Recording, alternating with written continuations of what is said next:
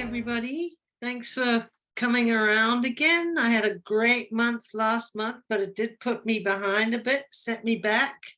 Didn't get my video out last month because, of course, I had the great video interview with Sasha Stone, which was a wonderful boost to what I'm doing as an artist and my promotion of how important art really, really is.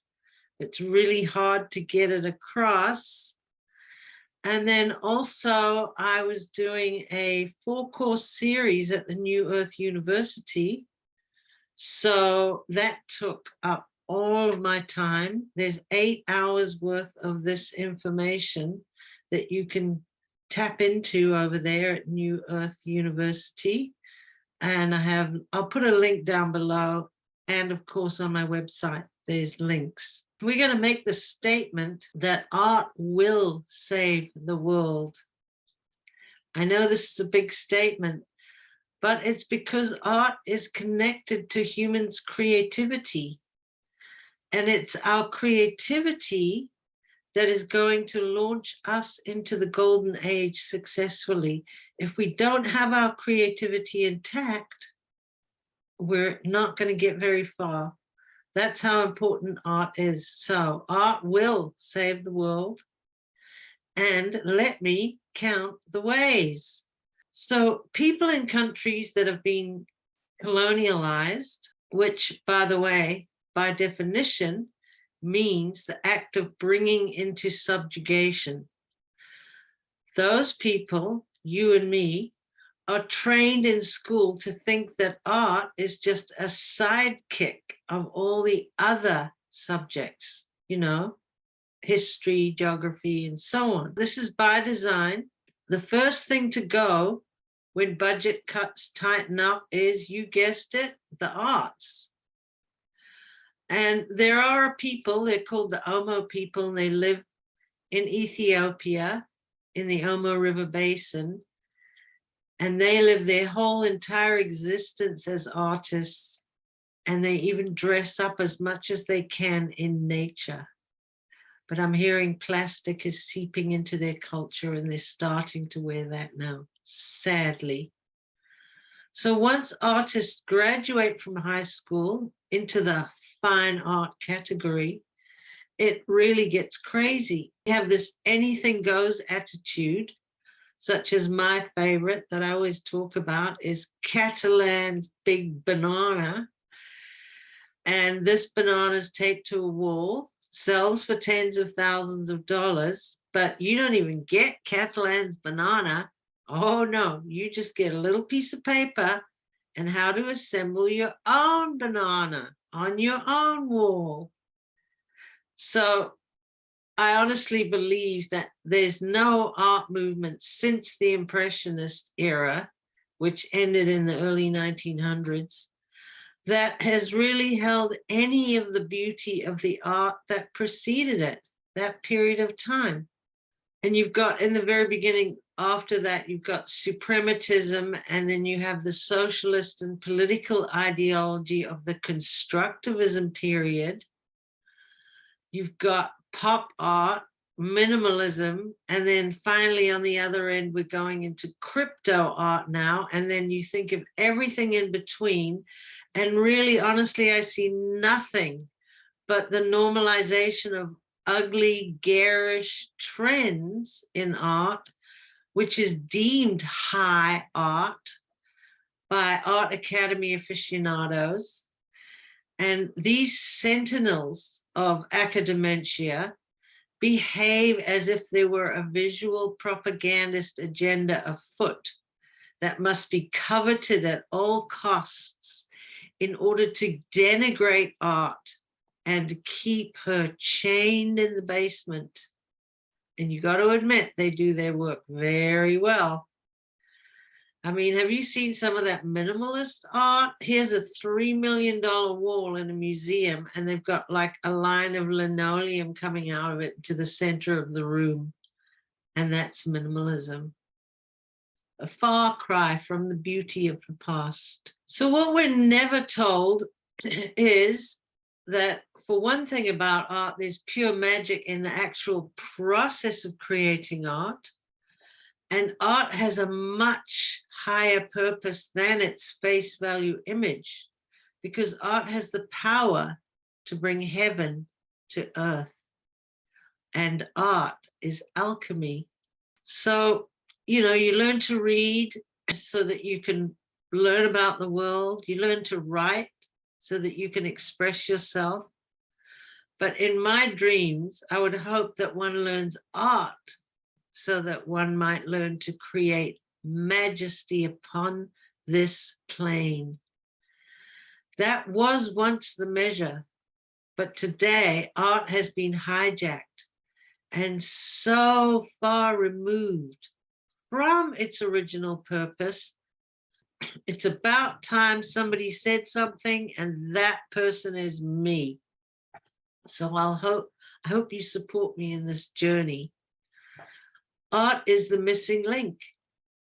Those who sit in seats of power, they require us to read and write that we will obey their laws, right? And abide by them and participate in their fantastic fiduciary entrainment camps.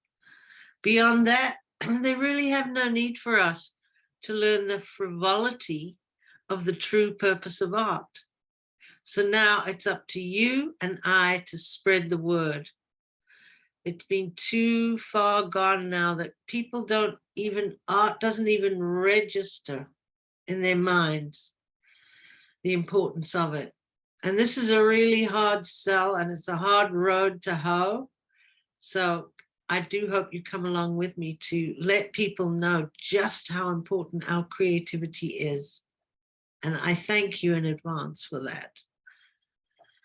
Because our adversaries need us to create for them on their behalf on many an occasion that they themselves are unable to create. Let that sink in. And this is because they may even be of a different ilk than us humans. And you know, I was toying with the idea of putting that in here, the fact that they don't know how to create. And there was one day that went by where I was listening to an assortment of different things. And it was said 3 times in that day by 3 different people. And so I said, this is my affirmation that I am going to say, they do not know how to create. Our adversaries use us to do all their creating. Therefore, when a creative project furthers their control agenda, be it cinematic or even an art installation or whatever it is, they pay artists really highly for their artistic contributions. And it's when we humans get creative outside the realm of our indentured slavery that we are duly admonished and ridiculed as artists, as crazy fools, and left to starve. Same modus operandi as today with the rampant censorship. Old trick, new day. Creative people are extremely hard to rein in, and maverick artists especially must be kept in poverty, and they must be seen as mad, and they must die young. Let that be a lesson, young vagabond. You have defied our code of obedience. The decode of that being, don't awaken the masses with your inspiration and newfound abilities to manifest your dreams. Most importantly, for our self-appointed leaders, everyone must believe that being an artist takes a special talent, when in fact we are all born highly creative. Winslow Homer said it best. What they call talent is nothing but the capacity for doing continuous hard work in the right way. So simple. Makes so much sense. So I did say art will save the world, right? We got a little off track there. When we learn the process of creation through the study of art from a young age, we learn how to merge different elements into harmonious union. This is called fusion. Learning visual art is the basis of learning the principles of fusion. The study of art is to learn the first steps in gathering elements to create the whole. Because our education system itself is so divided and separated into these segments of study, and a holistic approach to education is not taught, kind of reminds me of the military's need to know doctrine that they have, and they keep everything separate so that nobody can ever put the whole picture together. That's what they're doing here. So the only place left for us to get us some, what I call fusion crack, is from creating art, because art is fusion. If you look at the process of fusion, what is it? It's a fusionable nuclei joined with another nuclei, and then there's an energy release, and then there's the fusion product. So the artist gets the selected elements, assembles them, and creates the artist's creation, which is the fusion product. So we create art by the process of elimination and inclusion. And a finished piece of art is a process of the organization of elements into that harmonic whole. So why is this so important? It's the same process that nature uses to create life itself. And nature in turn is designed by prime creator. So when we are creating art that is in harmony with life, we're acting as the offspring and the sons and daughters of God. My favorite word ever is verily. Verily, verily, I say unto you, these things shall ye do and more.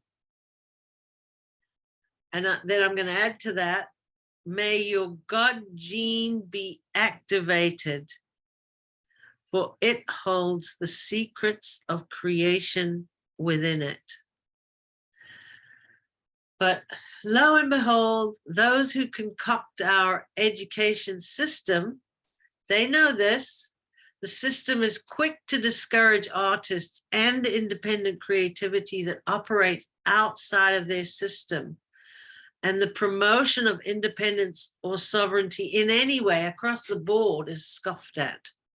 So these self-appointed leaders of the bloodline dynastic multi-trillionaire holding our world under siege, what happened in the past was they saw what happened and they witnessed the burgeoning of human creativity during the Renaissance, because it had such a huge focus on the arts.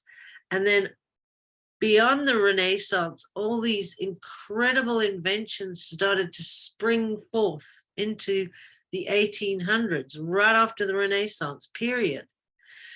So the rubber barons came in, and then they quickly sought to prevent another dangerous surge of our human amazingness by establishing their think tank system to curtail our creativity through establishing a hierarchical education system, which, as I mentioned before, I call Academentia. In other words, the great forgetting. We must never know how powerful we are. Anyway, the best example I can think of really to illustrate my point are Tesla's drawings. Yes, Nikola Tesla. They were drawings as well as being diagrams, because he used those drawings and made prototypes of free energy devices. And then when that big, greedy rubber baron of them all, the biggest, greediest one of them all came along, JP Morgan, who was financing Tesla's work, he asked Tesla how he would be able to monitor his inventions in order to charge money for their output.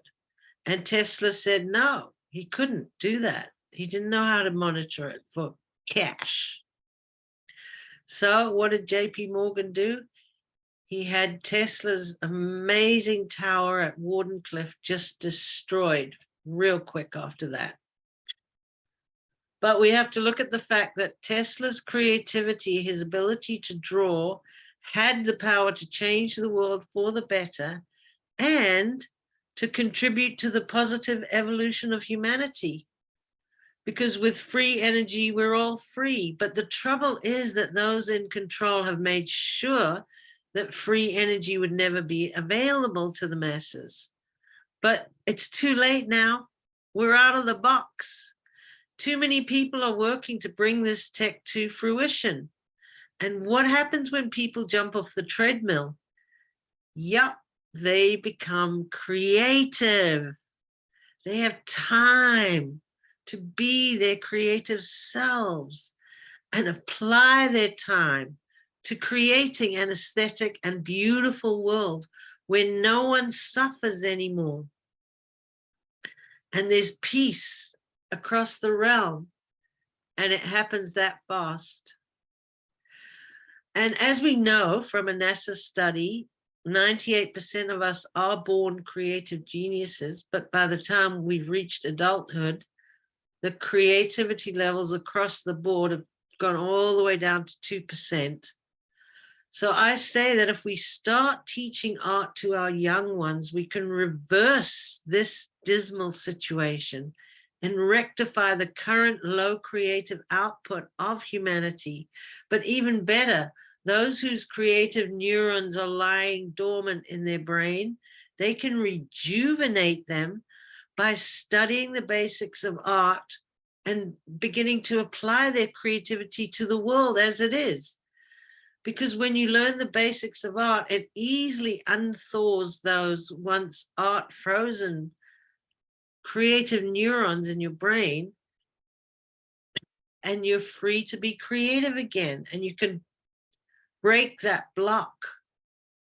So if you know anyone who you can teach art to, that would help a lot in this giant project here of me trying to get everybody to be an artist again on the side, just so that they have their creativity intact.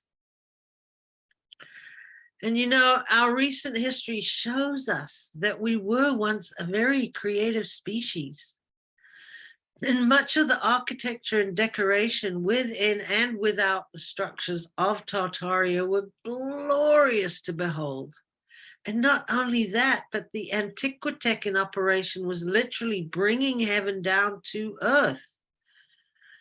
And the resonance this process created was a healing energy that surrounded the people and kept them in ease and good health. And there was no need for any of this big pharma BS. Everybody was healthy and creative. The artistry being employed using this technology was not only aesthetically marvelous, but it operated in absolute and vibrational synchronicity with the vibrant genius design and complexity of our human bodies, keeping it at that peak performance level. This was always the true purpose of art and our highest calling, which is to create. It is the lack of emphasis on our creativity and artistry that has led us to the bleak and barren landscape we now find ourselves traversing today. So it's time to break out of this gray malaise and start learning and teaching art again, quick. We got to catch it before it becomes the sole domain of artificial intelligence, which is fast taking over the art world, I have to say. So that's the way art can change the world. So you can get more in-depth info and a few art basics teaching lessons if you check out my art course at the New Earth University. A reminder, and I'll leave that link below. And you got to scroll all the way down. There's a workshop, and then below that is the A to Z holistic art course. It's quite a ways down. So, and then a reminder that in this light where there's this lack of creativity and it seems so out of reach and separated from everything else, you know, you have your drawing books, learn to paint, work in acrylic, all these separate books. But the book I wrote, which is called Splat, it's got everything under one roof, so that you can go in there and you can learn the basics of every area: drawing, perspective, light, composition, color.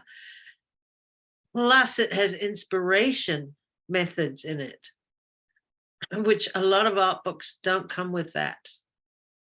So that being said, I honestly believe that art can change the world. So please help me share this message out there. We just need to know in our bones how important our creativity is, and how this system has sucked all our creativity out of us for its own agenda.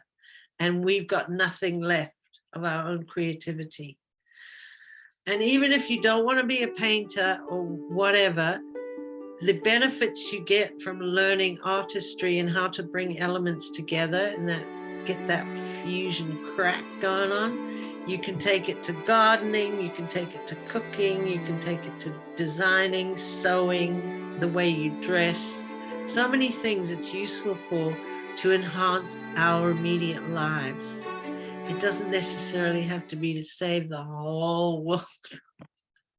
Anyway, I hope you liked this video, and please subscribe and share and click the like button. Give me a couple of comments. That's always nice.